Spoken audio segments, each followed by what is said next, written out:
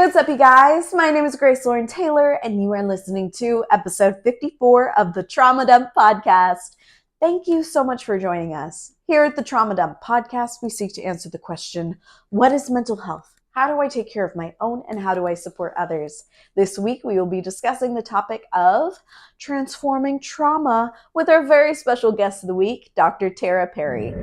You can go follow Dr. Tara on all forms of social media. It is at Dr. Tara Perry, or you can check out her podcast. It is Next Level Healing. Her website is consulttara.com. Remember, if you'd like to share on the show, please message us in our Discord and the podcast participants channel along with your unique experiences, and we will match you to the right episode. And just a quick disclaimer before we start, I am not a licensed health professional. This podcast only seeks to create community and further understanding of these topics that are so often overlooked and extremely misunderstood. If you or a loved one are in need of medical professional help, we have resources in our description. The topics discussed here are for a mature audience, so viewer discretion is always advised.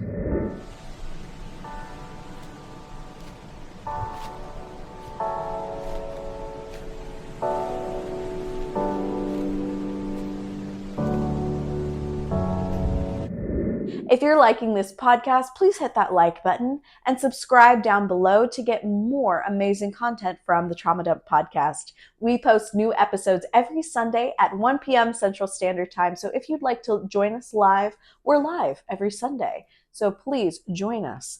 We also have a Spotify and Apple podcast. So if you want to listen to the podcast rather than watch it, please go check us out over there. And please, if you're watching us on Spotify or Apple Podcasts, rate the show. It really helps us out a lot, helping us reach more people who would love this podcast. And if you know someone who may also love this podcast, please share it with your friends. That also really helps the podcast out a lot. All right, let's get into this interview.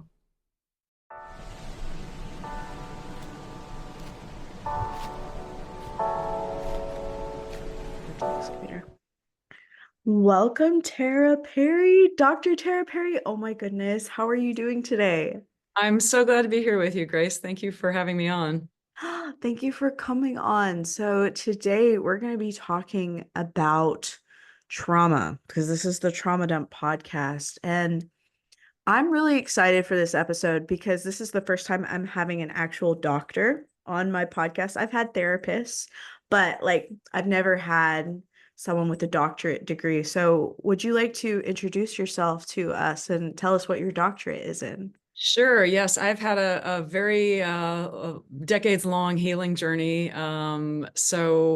Gosh, when I graduated from UCLA years and years ago, I went into the entertainment business. And I was in that business for 5 years. I read scripts for a living. I worked in production development. I spent the last 2 years at the most powerful talent agency in town at that time, and they're still extremely powerful. But after 2 years of being in that really intense environment, I felt like I was suffocating, and I called up my homeopath one day and I said, what would I do if I want to do what you do? Because I was really impressed with how he was healing people.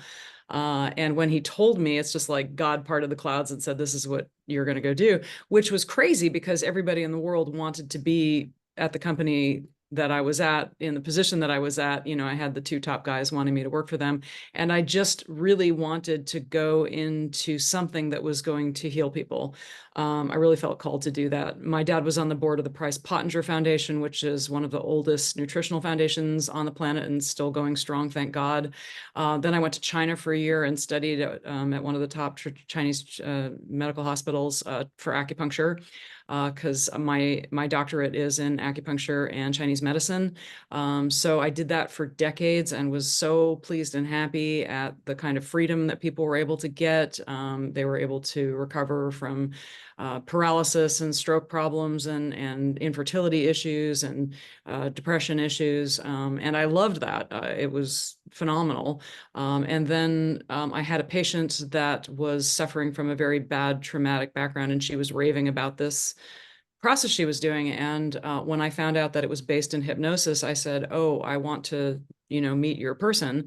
And so I did a trade with that person, and that opened the doors for me to really find out how powerful the subconscious mind is. Our conscious mind is only processing 40 bits of information per second. Our subconscious mind is processing 40 million bits of information per second.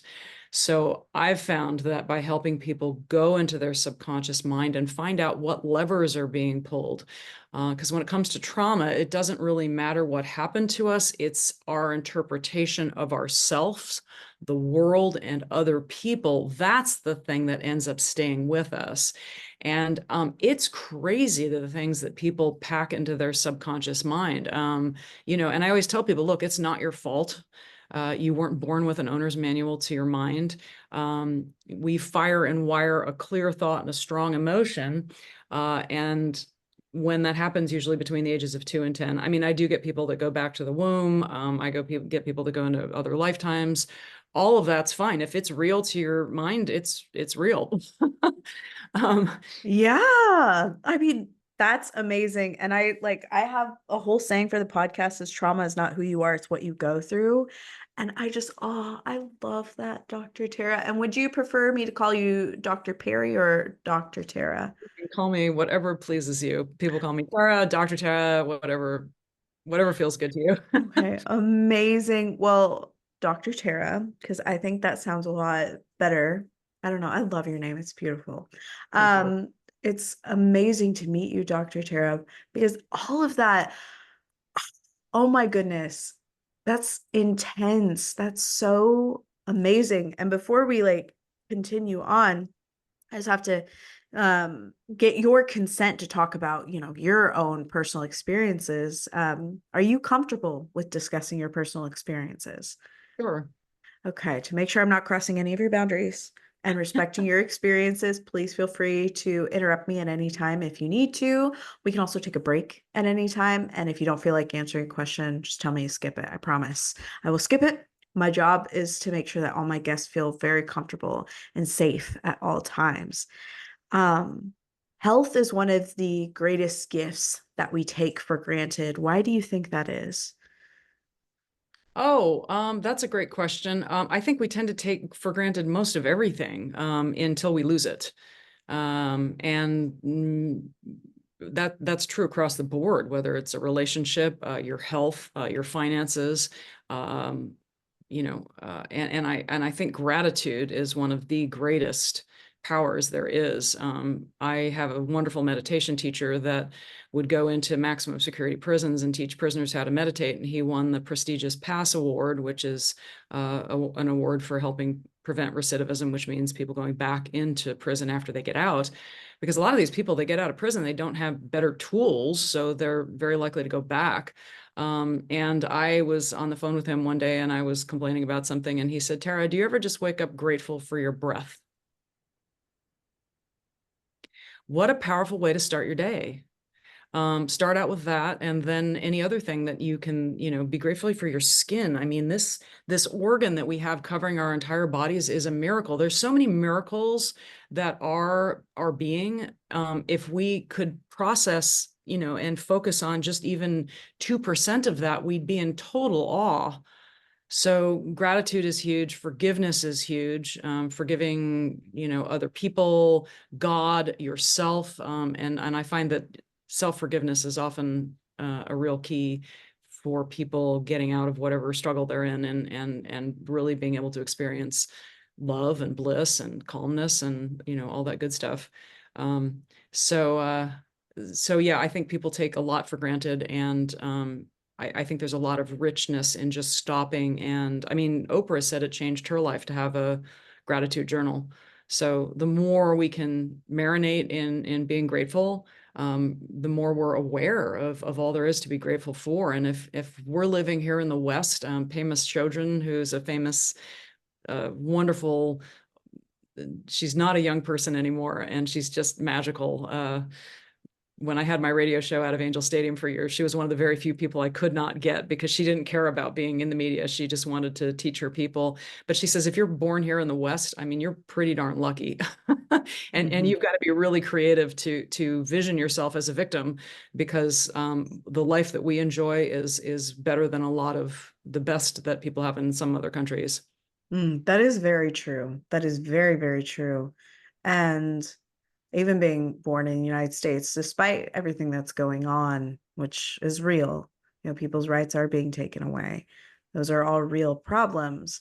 Your own individual life, being aware of all the blessings that you have, is key to helping other people start to become more aware. My grandfather, my papa, came from Jamaica. He immigrated from Jamaica with his entire family here to the United States.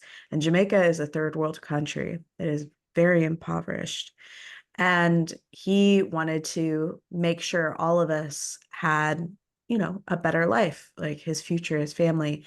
But he noticed immediately once he came to the United States, he's like, everybody takes so much for granted. Everybody does. They think they're owed so much. And it really frustrated him. And he started to have like a calling on his heart to go back to Jamaica twice a year to start giving, because he was like, I'm now, more advantaged than I was. He's like, no, not like rich by any means, but he really wanted to share. And he created Compassion Ministries. And while he was alive, he would go back to Jamaica and run these clinics for single mothers and for elderly people and children, and give and give and give and give. And before he passed away, he had experienced, I think, at least 3 different strokes that really mellowed him out and made him very peaceful. And I remember one of the last conversations that I had with him, because I had just started the podcast, he was like, I'm really proud of you. I want you to keep trying to heal yourself. You've gone through so much, my love.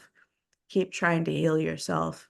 And once you've recognized how God has started to heal you, and you start to open up your mind to the ways that other people have suffered, then you can truly do what God has promised that you'll be able to do.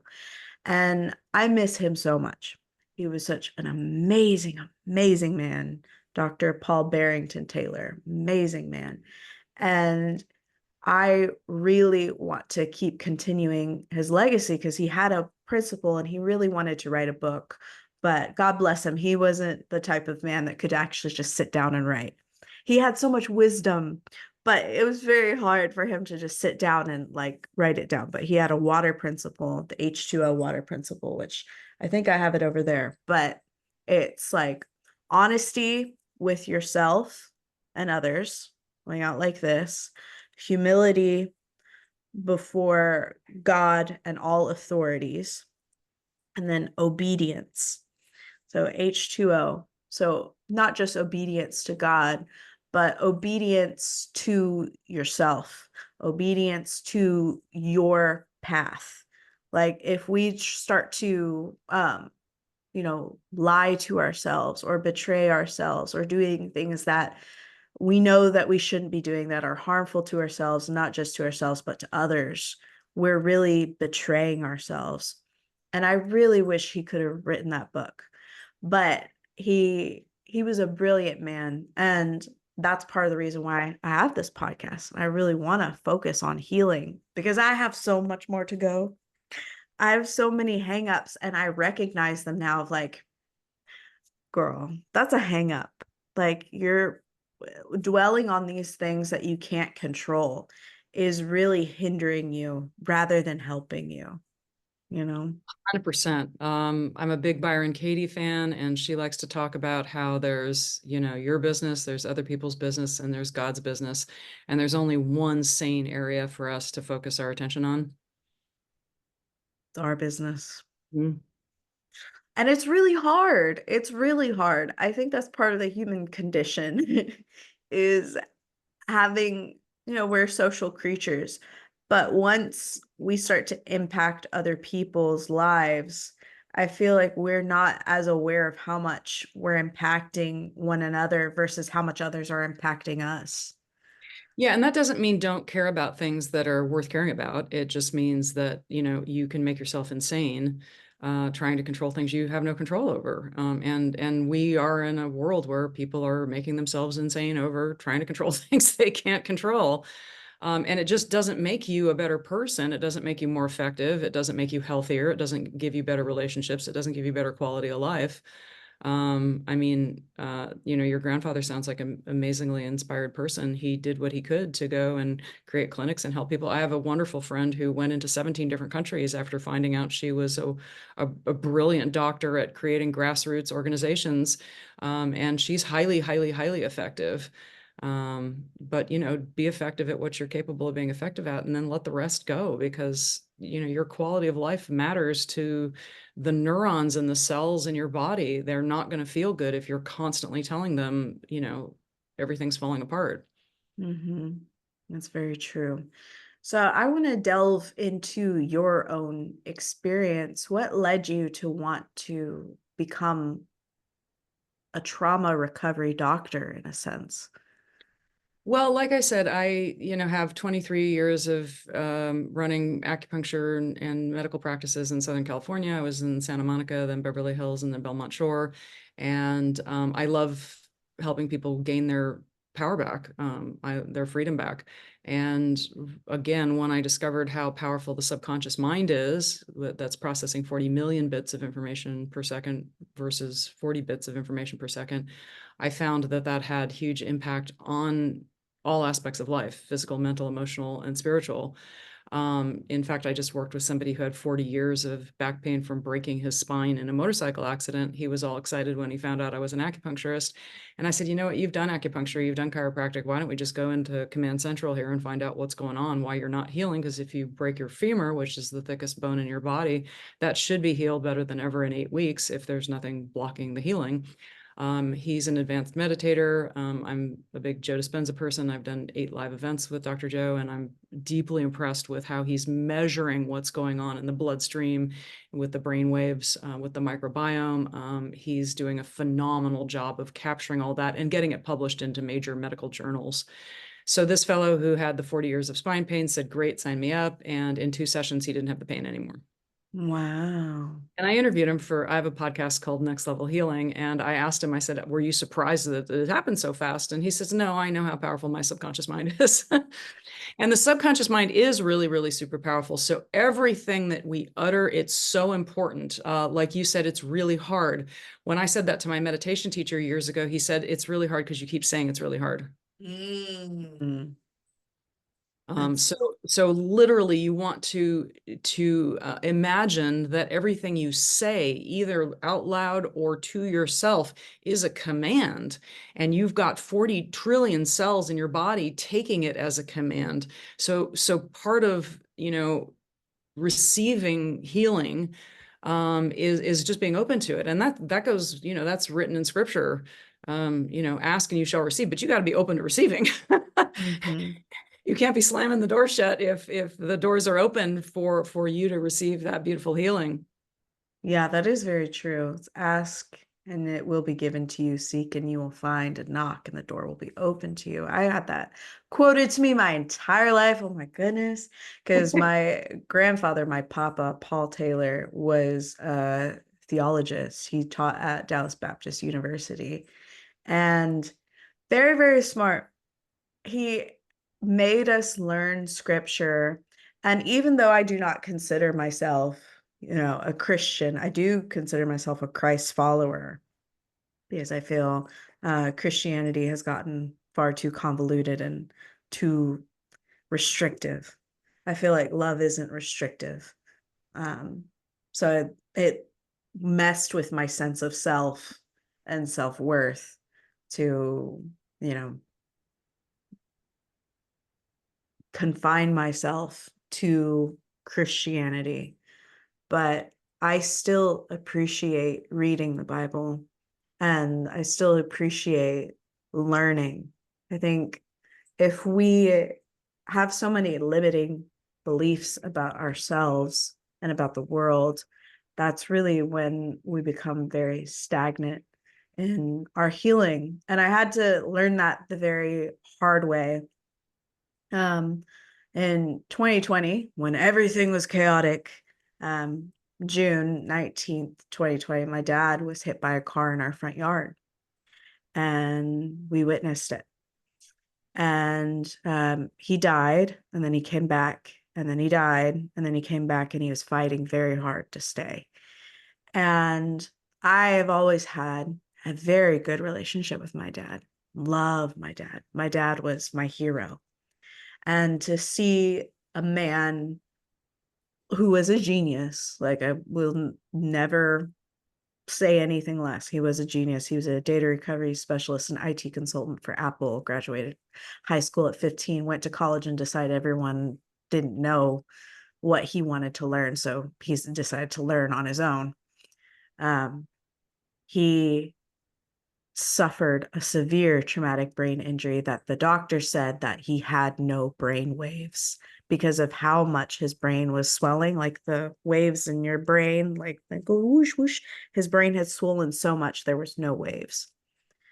And it was traumatic to, see your dad like that. I'll never get that out of my brain, what he looked like.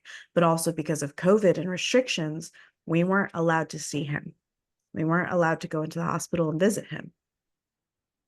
And it happened 3 days before my 20th birthday.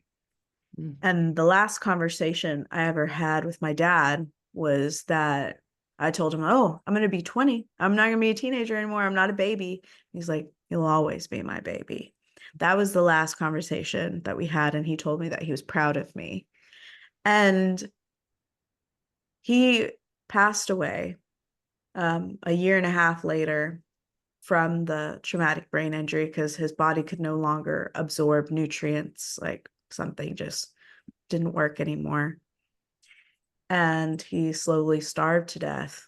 And I was in college at the time, and I did all my finals early so that I could spend, the last month of his life with him in hospice because I didn't want to miss out on anything. And I'm a singer. I've been classically trained, and that's what my degrees are in performing arts and theater.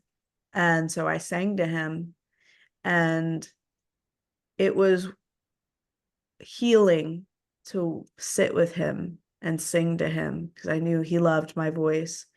But slowly he could no longer squeeze my hand. Slowly he could no longer look at me. Slowly I just knew that he was gone, that his spirit was no longer in his body, and soon his body would die.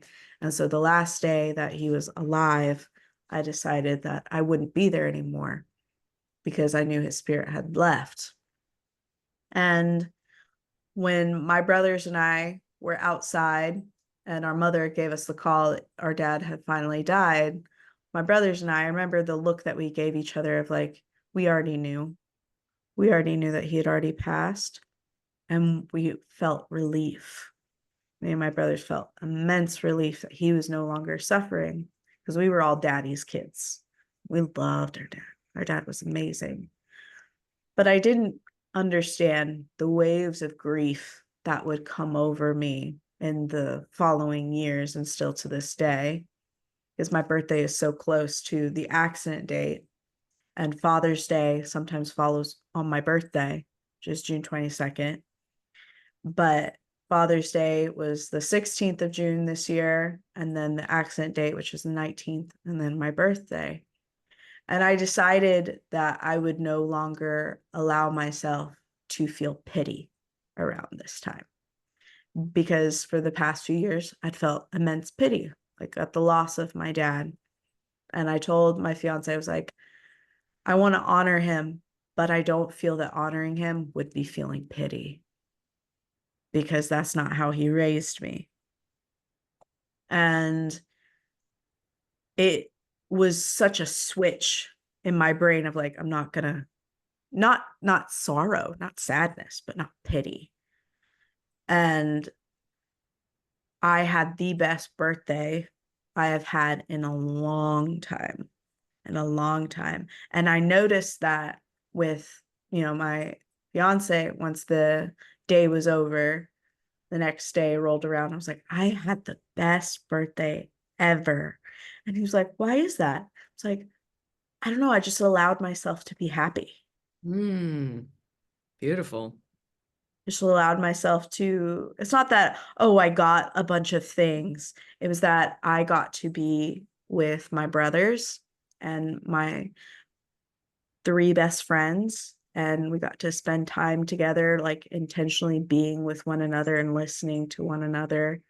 And they were like, oh, the day is about you. I'm like, no, I don't want the day to be about me. I want the day to be about like us as a group, as a friendship, as a community. And I felt so much joy. And even like the days after, because it's been like a couple days since my birthday, like 5 days, it's like I still feel so much gratitude. And I like how you said it's like the subconscious is really what's in control of all of this. If you were like, okay, you got to make that conscious choice, but then that triggers so many different effects in your brain to just be like, all right, this is what we're going to do now. And I wanted to get into your own personal experiences with trauma. Have you ever experienced any type of trauma?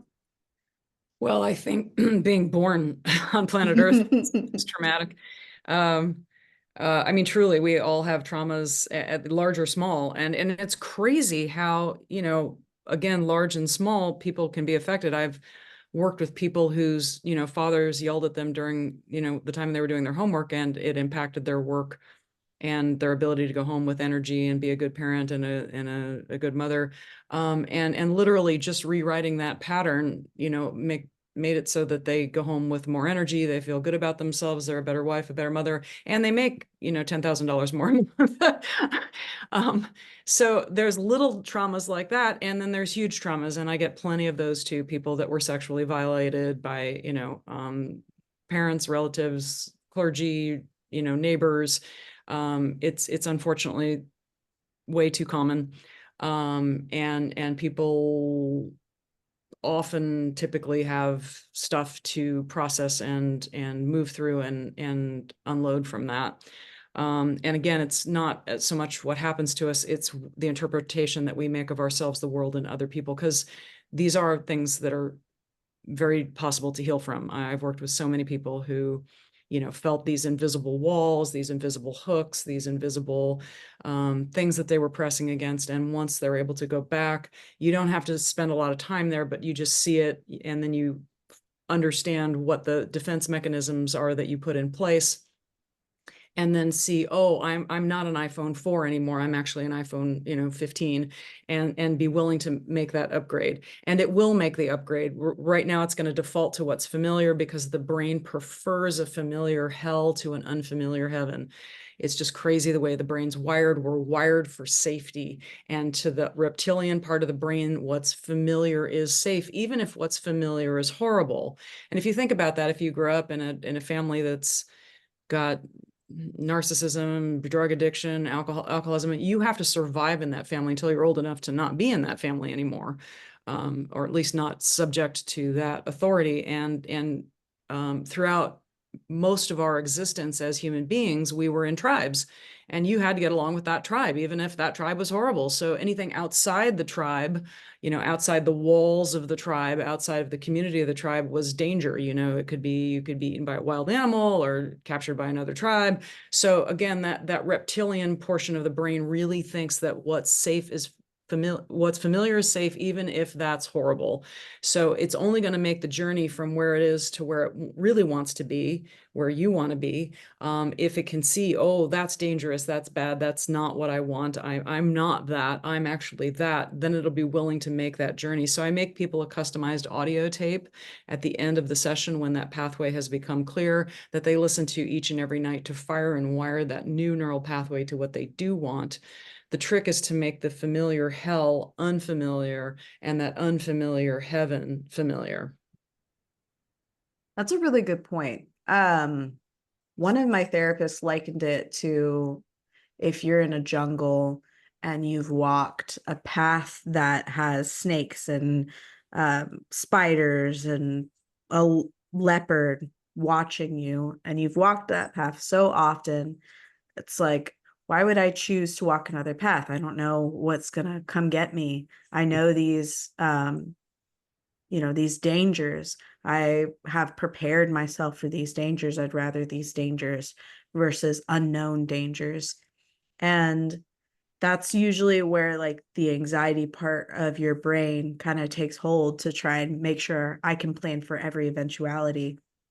And I noticed that within myself because my mother does have narcissism. She has been diagnosed with narcissistic personality disorder. And she, bless her, was probably still is. I'm not in contact with her. My entire childhood, she was a hoarder and she didn't really cook and she never cleaned.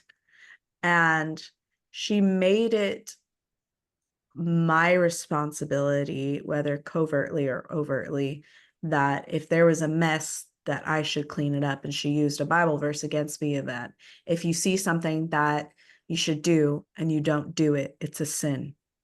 And so little me was like, oh my gosh, there's chaos all around me.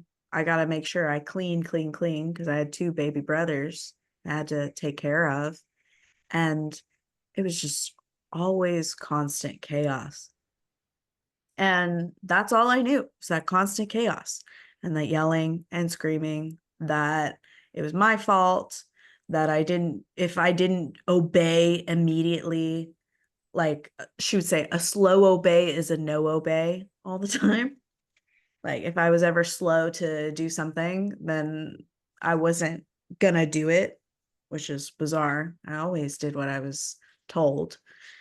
And when I went to college, um, I started to recognize, hold up, none of you guys live in chaos? Wait, you guys don't get screamed at if you don't immediately do a dish that you put in the sink. You can leave dishes in the sink for a little bit. See, if I ever left a dish in the sink, it would be crazy. And one of my friends pointed out to me, because my mother was like, I won't pay for your college unless you come home every weekend and clean. And the first weekend we had auditions because I was a theater major. And so I texted my dad. I was like, Dad, I can't come home this weekend. I have auditions all week and I really want to be in a production. And he's like, yeah, that's your job. You're there to learn. Don't come home. You have to turn off your phone when you're in theater. My phone was off. By the time I turned it back on, I had like over 53 calls and then a bunch of voicemails just cursing me out like, why aren't you home? Come home right now. You need to clean this, blah, blah, blah, blah. And one of my friends looked over my shoulder. She's like, is that like your boyfriend sending you like crazy amount of messages? I'm like, no, this is my mother. She was like, your mother? Yeah, it's my mom. And we listened to one of them and she was like, I'm so sorry. That's abuse. And I was like, what? She's like, that's abuse. Your mom calling you names like that? That's abusive. I'm so sorry you're going through that. And she's like, don't go home. I was like, well, I have to go home or she's going to pull my funding for school. She's like, do not go home. I wouldn't go back to there if I was you. And, you know, I was like, oh, and I have to. So I drove back home, which is Lubbock to Dallas. It was a 5-hour drive. So I drove back home and the house was a wreck. And she was like, see, this is what happens when you don't come home and clean. The house is a wreck. You leave your brothers in this mess. And I was like, okay. So I got very efficient at cleaning because when you grow up in like chaos and like constant clutter, I was like, Tasmanian devil had gone through that house, I guess. So I cleaned, which my brothers never learned how to clean because I was the only one doing it. So I cleaned, made sure everything was good. And then my younger brother, who is like 13, 14, was like, can I have some brownies? He'd never learned how to cook before. So I was like, okay, let me teach you. And we made brownies together. We left the brownies in the dish. I had already washed all the stuff and I was like, okay, I need to go back to college. So peace out, went back to college. And then my mother, lo and behold, as soon as I get to college, called me and she was like, how dare you leave a dish? You didn't do all the work, blah, blah, blah. And so My friend took my phone. She's like, we're blocking her. We're blocking her right now. Took my phone. She blocked her. She's like, now how do you feel? I was like, I feel anxiety because I know she's gonna come up here, something bad is gonna happen. And she's like, if something bad is gonna happen, we'll be able to deal with it together. We'll get through it. If she comes up here, we'll get through it. And she's still that girl. Her name is Anna. She's still my best friend to this day. She's my only friend from college that stuck around by me despite everything that was going on. And lo and behold, my mom went to the FAFSA paperwork, took her name off, because this was when school just started, took herself off of all of my financial stuff. And I had to start paying for college on my own. And honestly, that was one of the biggest blessings because my teachers had found out about that and they got me a full ride and full scholarships because of everything that happened that I went through. And also what happened to my dad like a few months later, because then COVID happened and everything happened. But that was one of the biggest blessings. And I, at the time, didn't see it as a blessing. I was so angry, so angry. And I look back on some of my previous episodes of the podcast of me being very angry with my mother. And I think, yeah, you have the right to be angry, but now I'm not angry. And that's so freeing to not be angry. Have you ever, yeah, have you ever had like a time where you were very angry at a person and then by the time it's just been like something you've done over and over and then you just let it go and you feel so free? Absolutely. Anytime you're holding on to anger towards another person, it's like eating poison every day, hoping somebody else is going to die. And it just, you know, uh, you're letting yourself out of prison by forgiving them. But what you're talking about is something that, when I work with people, I constantly hear feedback about how they develop better boundaries. And what your friend was helping you with was develop those boundaries. And when you're living in chaos, you can't see that it's not normal or nor healthy. And that's why having help and being able to establish boundaries can be a total game changer because part of the fight or flight mechanism is you either want to fight, you want to run, you want to freeze, and the fourth one is fawn, meaning people pleasing. So there are people that just have that hardwired into them as the way to get themselves out of stress. And it's not healthy. It doesn't, serve anybody. It doesn't serve you. It doesn't serve the community. What does serve the community is people that have wonderful, beautiful, healthy boundaries.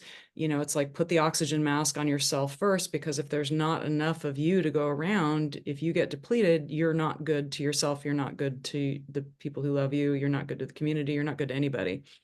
So having those delicious, beautiful boundaries. And when you're raising kids, kids can see, they don't do what you tell them to do. They do what you model for them. That's so real. Oh my God. I was a nanny to 4 boys for 7 years. And that's so true.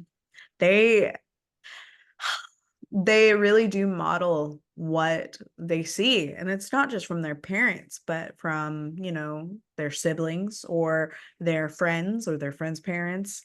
Something that I really noticed, because I homeschooled all 4 of those boys, something that I really noticed was that the only way I was able to get all of them to cooperate was if I got the oldest one to cooperate first.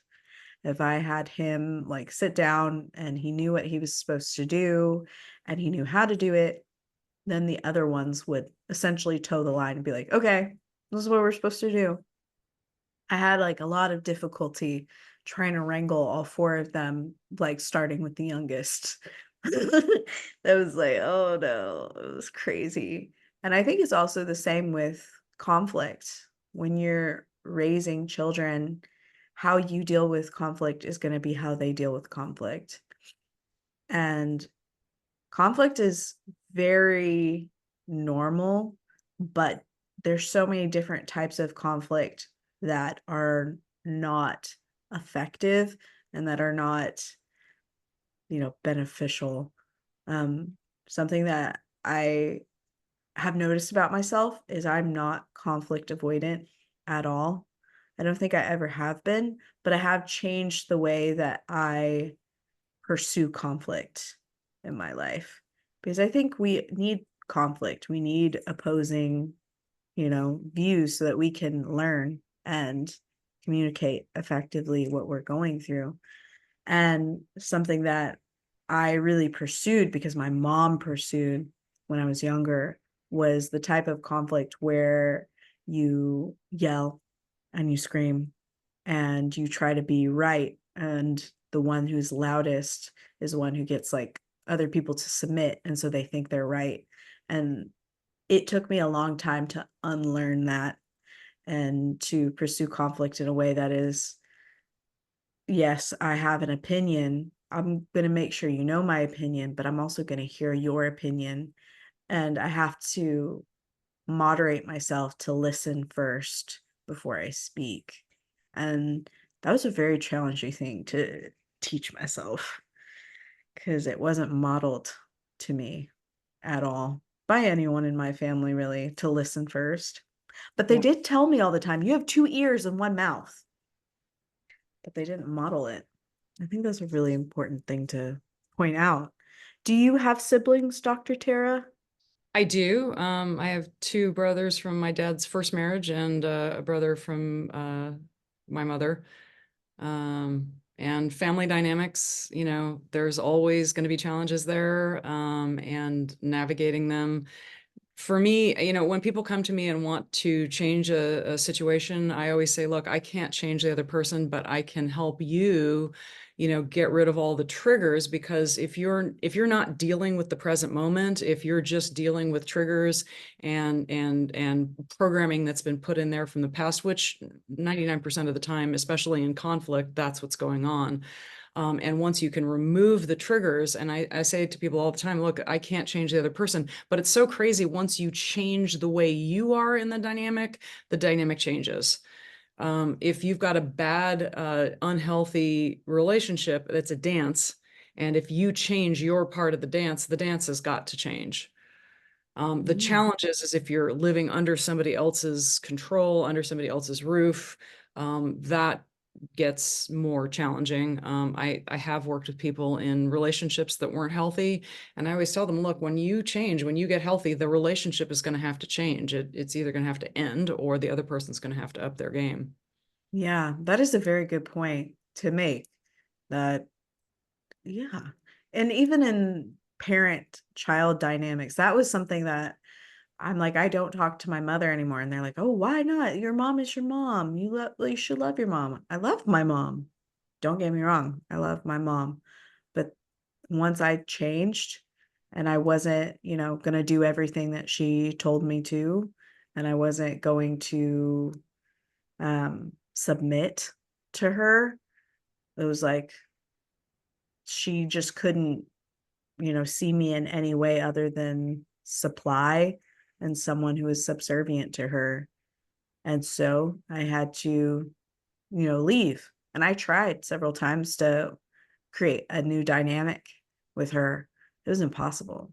It was Yeah, something I and could do. again, it's your business, other people's business, and God's business, and there's really only one business that you can be running. And if you're a healthy person, you are going to have healthy boundaries, and you're going, when I'm working with people, it's like a magnet that you start to create around yourself, and that automatically draws to you, positive things if you program it for that. If you have those boundaries, and it's just unacceptable to you to be, you know, cursed at or spoken to in a way that's not appropriate, or any manner that's not appropriate, you can repel that what is negative and doesn't serve you, and draw to you what is positive and does serve you.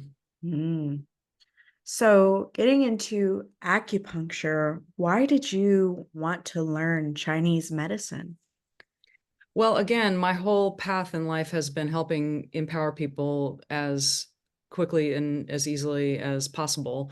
And for many, many years, that was what I focused on. But discovering how powerful the subconscious mind is and how it very much is like a computer. You can reprogram it, and it doesn't take a long time. I work with people in 3 sessions over 90 days. I have a mastermind group that meets once a week. So if somebody has something that has really been getting in their way for years and years and years, and nothing else has solved it, by going into the subconscious mind, finding where did that get wired in there? Why did it get wired in there? What does it want? Again, it's below the level of consciousness. So by definition, it's below where you can be conscious of it until somebody's working with you. And then when you get into that alpha, the low alpha theta waves, there's 4 brainwave states. 2 of them are conscious, 2 of them are subconscious. That's when we're sleeping. But there's that, daydreaming, relaxed, low alpha, high theta area where you can connect very efficiently with the subconscious mind, and find out what got stuck in there. What does it want? What does it need? It usually doesn't want to hurt you. It wants to help you. It's just operating on iPhone 4 technology when you're really an iPhone 15. Mm. So do you believe that the mind is separate from the brain? Well, the brain is the meat and the mind is the consciousness. Mm. And this is a fascinating topic. I've interviewed Mark Gober. He's written 6 books. I've read all of them. I've interviewed him on 2 of his books. But he does a very good job of explaining scientifically. He's a summa cum laude graduate from Princeton. He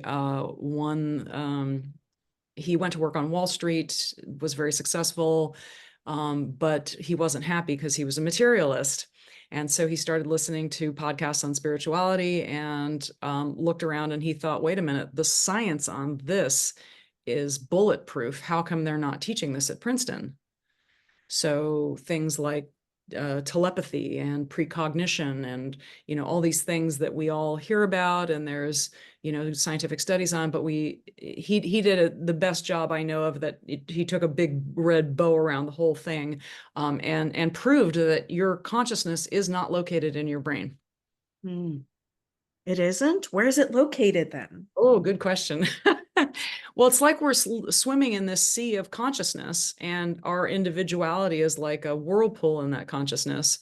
But if you look at near-death experiences and people who have full recollection of a previous lifetime, what becomes apparent is that consciousness is outside of us. Even Einstein at the end of his life, he called it spooky things at a distance. There could be particles at light years apart. And if you did something to one particle, the other one would simultaneously, beyond the speed of light, shift at the same time. So he couldn't explain that. And towards the end of his life, he started to realize, oh, it's because there's this quantum field that we're all in. Quantum physics has proven that 99.99% of what we think is solid is actually empty space. So Mm. what's going on there? It's like we're all consciousness, connected in this soup of something that's beyond what we can comprehend in 3D reality. Okay.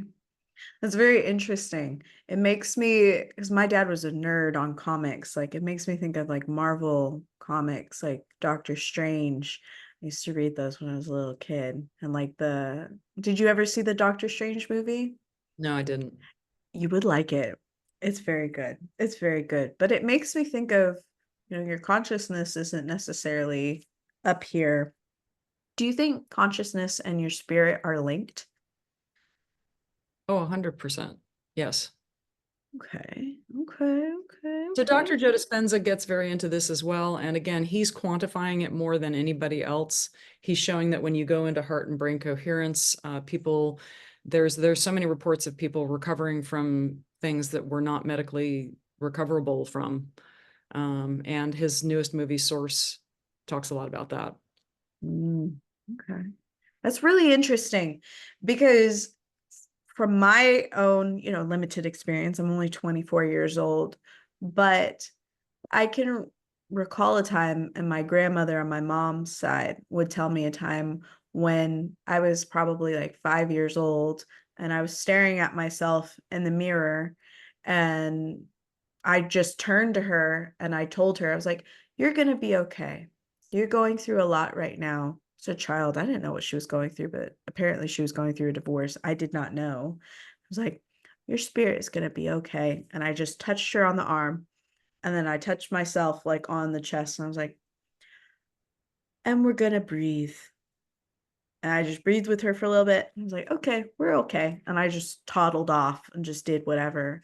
I think that kids have so much more awareness of these things. And I don't know if it's unlearned or if we don't allow ourselves to pay as much attention to it, or if it's society trying to put us into boxes and make us, you know, manageable or easily understood. No. I really wish that we had more awareness as a society of our spirit and more connection to our bodies. I was learning about somatic embodiment recently because that we were doing an episode on that. Um, do you enjoy somatic embodiment work? I'm not familiar with that exact teaching. I mean, the body and the mind, the spirit, they're all connected. When you're raising the heart and brain coherence in your meditation, you're doing breath techniques, you're connecting to your body. So, um, I mean, the answer to that is yes. That's a particular brand of that I'm not dialed Mm, into. I get that. I get that. So, do you know any Mandarin? 对，我说一点汉语。Wow, you do? Oh, that's so exciting. It's not, I mean, I learned enough to get along on the street. I've forgotten more than I knew when I was there. I mean, I learned to write about 170 characters. But to your point about consciousness, I also interviewed Eben Alexander on my podcast, Next Level Healing. He was the brain surgeon who became more brain dead than probably arguably anybody ever did. He made a full recovery, but he wrote about the experience. Most people that die and go out and have an experience, and that doesn't happen to everybody who flatlines in our terminology, but some percentage of people, and it's higher than we think, go out and have a more real than real experience. And because his brain was completely dead and not able to have thinking going on, he realized, oh, consciousness is not located in the brain. So he wrote Mm, Proof of Heaven. Um, okay. on the New York Times bestseller list for 40 weeks. So there, and Anita Majani's story about being, dead and going out and being told that if she came back and lived her life, her body would heal, and her body completely heals. So this is not new. It's been around a while, but again, what our media focuses on, what our modern medicine focuses on, tends to not be this stuff. So it's very, very important where we put our attention. Um, and I just think it's extremely important where we put our attention. You want to put it on uplifting things that have positive outcomes for your health, for your body, for the community, for the world. And if we do that, then we can expect better results from our efforts. Mm. So speaking directly to our listeners, like imagine there's someone listening who's gone through such intense trauma and they don't know how to start healing and they don't think that healing is possible. What would you say to them? Healing is absolutely possible because people have been through. I mean, you looked at Viktor Frankl. He survived a Nazi concentration camp, and he wrote a book about it, A Man's Search for Meaning. Um, the one thing that nobody can take away from you is how you look at things, how you view things. That nobody can take away from you. So yes, help is absolutely available, and if you look at Joe Dispenza's work, you can go on YouTube and type in Dispenza and almost anything. Type in trauma, type in cancer, type in. You're going to find people who recovered. So tune into things that are working for people. I mean, legitimately helping people. And breath work is fabulous. I have a guy that I interviewed on my podcast who was a quadriplegic once and a paraplegic once, cured himself both times with breath work. Mm. So find a community, find a source of information that has a good track record. I do work one-on-one with people. So if you want to have a conversation with me, you can go on consulttara.com, click the Let's Talk button, fill out the questions there and see, get some clarity on what it is you're struggling with, and we can see if this is a good fit for you. If I'm not the best fit, because, sometimes people don't have the resources or the time or whatever. I have a whole toolbox. If you go on my website, consulttara.com, there's a whole list of books on there that I find useful and recommend constantly to people. There is so much help out there. There's a fellow whose book I love, and I'd love to get him on my podcast, and I'm sorry I don't remember his name, but he grew up in a Japanese internment camp. Horrible upbringing, horrible cruelty, and forgiveness was his key out of that. And not only did he forgive the people that abused him, and I mean, we're talking horrible abuse in a Japanese internment camp. He went to a whole new level of forgiveness and forgave himself for World War II. That's really interesting. Because we do blame ourselves a lot for things outside of our control very often. Because, of course, like World War II is not his fault. But if you look at it from a quantum physics point of view, mm, we're all one. mhm. So as I once talked to my meditation teacher, and I had watched something that I thought was horrible and I was suffering as a result of it. And I said, how is it that people like Nelson Mandela or Jesus can forgive people that did horrible things to them? And without skipping a beat, he said, because there is no other. No, there is no other. Meaning if we're all one, and from a quantum physics perspective, we are. There's no such thing as time and space. Einstein proved that. So if we are all one, then there really is nothing outside of you. Mm. That's So a very good point. that's why holding a grudge feels so bad to you. And that, again, it goes back to scripture. Love your neighbor. Why should you love your neighbor? Because it is you. Forgive your neighbor. As Mark Gober says in his book, the golden rule exists in every single religious tradition on the planet. And why is that? Because you treat another the way you would want to be treated, because that other is you. Mm. So hurting another person is like self-harm. Well, all these people who have had past near-death experiences, well, not all of them, but one hallmark of a near-death experience is that people go through a life review. And when you harm another person, when you die, you have this life review, and very often you are the recipient of the pain that you inflicted on another, not as punishment, but just as a recognition. Oh, I've caused harm. That's not the way this world works. You don't harm another. That's not the way to be. The way to happiness.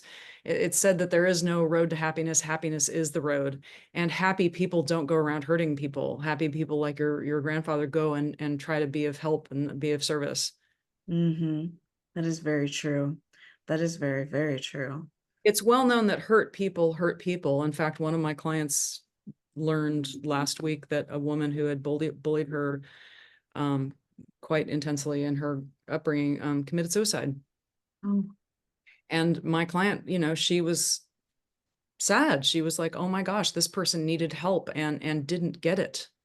And she had the resources. I mean, it wasn't, eh, people build their own prisons and they don't go out. So, in answer to your question, there are great resources, and it can be a book. I love Byron Katie. I love Michael Singer. Michael Singer's newest book, Living Untethered, is phenomenal. I just interviewed a guy, well, a couple of months ago, maybe 3 months ago, Daniel Everett. He went and lived with the Pita Ha tribe in South America, and for 30 years. And this was a tribe that, he was a linguist, and there was nobody to translate. He had to learn their language, and he became the expert on this language. But they live in a very, deeply impoverished. I mean, they don't even understand, why anybody would want a bunch of possessions. It doesn't mean anything to them. They just need a roof over their head, and they go out and live and, hunt and do all that stuff. And, but they're happy people. They laugh way more than we do. They are measurably happier than our society. They don't have panic attacks. They don't have depression. In fact, when he told them that his aunt had committed suicide, and he was doing this to try to convert them to Christianity, and it turned out after 30 years, they converted him. Not to their religion, but just to their way of being. And they just thought it was hilarious that somebody would commit suicide. They're like, why would anybody do that? That's just totally nuts. Even though they lived in a very dangerous environment where there's threats on them all the time, and they don't have any material wealth, but they're happy people. So what does that tell you about the way we're living? Mm. I also interviewed Jill Bolte Taylor, and then in the interest of time, I'm gonna have to wrap it up in a few. Yeah. I do have a session coming in a few minutes. Um, but Jill Bolte Taylor was the neuroanatomist who had a stroke of half of her brain. And guess what happens when you have no left hemisphere? You're just happy. You're just going You're about it. happy. Yeah, Mhm. you're in the present moment. You don't know where your body starts and the rest of the world's, starts. So she wrote Whole Brain Living. And when you start to understand the compartments of your brain and what they all want, you can talk to each of the portions of your brain, as a team, and not put blame on them. Each member of the team wants something. They have a certain skill set that nothing is good or bad. It's just that they have their agenda. And compartment number two, it's the scared one. It's panic, panic, panic. So to a lot of people in our world, that portion of the brain is causing a lot of the pain, and the suffering, because it hasn't been dealt with. It hasn't been talked to. It hasn't been upgraded from where all that panic got put in, to present day, which is usually a lot more safe. Like, you're not living in that crazy environment anymore, but part of your brain may still be. And those are the things that need the upgrading. And there's different ways to get there. Wim Hof did it through cold therapy. He's got an app that you can, get acquainted with that. There's a lot of benefit that, obviously work with somebody who, knows what they're doing, and does it safely. I wouldn't recommend getting into a frozen stream and holding your breath underwater for a long period of time. But he did go and swim under ice and, meditate on Mhm. mountaintops and pretty much no clothing. And he did it to relieve his depression, and it did a phenomenal job. And not only did that, but he was able to elevate many portions of his biochemistry, so that, I believe they even injected him with salmonella, and he didn't even get a fever. His biochemistry is so elevated from the cold therapy. Wow, that's amazing. Well, Dr. Tara, I really, really appreciate you for sharing all this immense knowledge. I can't wait to watch it back and edit it and be learning even more. Oh, I really, really appreciate you. Thank you so much for sharing with us. Well, thank you so much, Grace, and appreciate you reaching out and helping people with trauma. Thank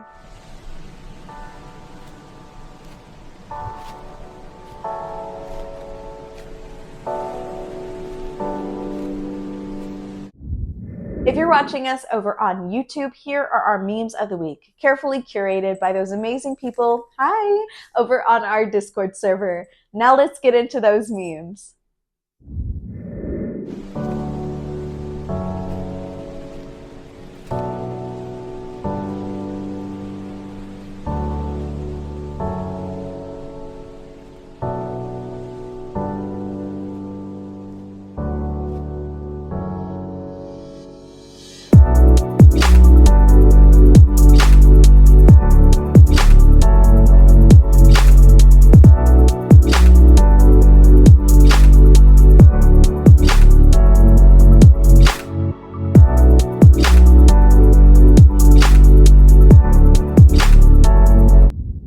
At the end of every episode, we spin our wheel of emotions to learn a new feeling and how it correlates to trauma. So we're going to make Loki, my cat, spin the wheel. If you're watching us on YouTube, you can see Loki. Say hi, Loki. Ooh, good job, Loki. Loki landed on powerful, courageous. That's a good spin, bud. Okay, I'll put you down, buddy. Thank you for spinning the wheel. Okay, so powerful, courageous. What else? Provocative. Ooh, provocative. Powerful, courageous. When we're finally starting to heal, all those happy emotions start to come back into the forefront of our lives. Honestly, from my perspective, healing has made me feel so powerful. Overcoming adversity, defying the odds, because people that have tried to commit suicide several times, like I have, statistically are not very likely to be successful. And here I am. I'm defying those odds to this day. And I feel great. I'm I feel powerful. I feel so much gratitude that I am here to this day, that I'm sharing with you guys, that I'm learning and growing, and my healing journey is far from over. I know that I will still continue to experience trials and tribulations throughout my life. My life is not over. I'm only 24. I just turned 24. My life is not over because I've experienced hard things. I am not the hard things. The hard things happen to me, but I'm in control of how I let those hard things continue to affect me and manifest in my life. And I'm choosing joy. I'm choosing that. And I feel very powerful in that. And so I want to provoke you all listening, watching, to challenge yourselves to find the joy, find the gratitude. Pick at least 5 things in your life that you're grateful for. It can be simple things like the ability to eat food, the ability to swallow, or it could be more complex things like the ability to hold a conversation, the ability to ride a bicycle, the ability to drive a car, the ability to go outside, and feeling grateful for all these little things that we take for granted, and feeling more control and power in our own lives and in our own choices. Because, like Tara was saying, the only person that you're in control of is yourself. And that is a powerful thing. The amount of change that you can bring into so many other people's lives is never ending. Okay? I want you all to have a peaceful and productive rest of your day. And I want you guys to make good choices, okay? Not just for others, but for yourself. Make a good choice for yourself today. If you'd like to support our podcast, we have a Patreon. Different tiers can get you a bracelet like these ones on my wrist. They're handmade beaded crystal jewelry made by me, Grace. That's why they're called bracelets. Or you can get a sticker like the one on the back of my computer. The links are in our description. Any support helps us out a lot. So if you feel compelled to, please like, subscribe, and share the show with your friends. Remember, you are capable of a fulfilling life in spite of your circumstances and your trauma. May you rise again from the ashes and be filled with peace, hope, love, joy, and understanding. I'll see you guys in the next episode where we talk about defying odds with our very special guest of the week, Nick Prefontaine. All right, I'll see you guys in that episode. Goodbye.